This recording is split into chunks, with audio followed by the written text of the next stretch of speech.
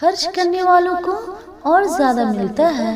مال کا مقصد جمع کرنا نہیں بلکہ جاری کرنا ہے۔ جو مال سینے سے لگا کر رکھا جائے وہ دل کو سخت کرتا ہے، اور جو اللہ کی راہ میں بہایا جائے وہ دل کو زندہ کرتا ہے۔ یعنی جو لوگ اللہ کی راہ میں خرچ کرتے ہیں ان کی مثال اس دانے کی طرح ہے جس سے 7 بالیاں اگتی ہے اور ہر بالی میں 100 دانے ہوتے ہیں۔ اللہ جس کے لیے چاہتا ہے مزید بڑھا دیتا ہے، اور جو خرچ کرنے والوں کو ملتا ہے اللہ تعالیٰ فرماتا ہے کہ اے ابن آدم خرچ کرو، میں تجھ پر خرچ کروں گا۔ جو مال ہم نے روک لیا وہ دراصل رک گیا، اور جو ہم نے دے دیا وہ آگے بڑھ گیا۔ جمع کیا ہوا مال وارثوں میں تقسیم ہو جاتا ہے، لیکن دیا ہوا مال صدقہ جاریہ بن کر قبر میں روشنی دیتا ہے۔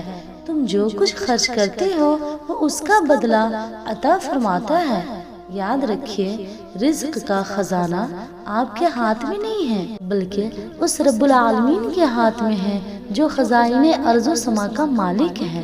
خرچ کرنے والا کبھی غریب نہیں ہوتا کیونکہ وہ دراصل اللہ سے تجارت کر رہا ہوتا ہے۔ اللہ ہمیں یقین کامل عطا فرما اور ہمیں ان لوگوں میں شامل کرے جو دیتے ہیں اور پھر پاتے ہیں۔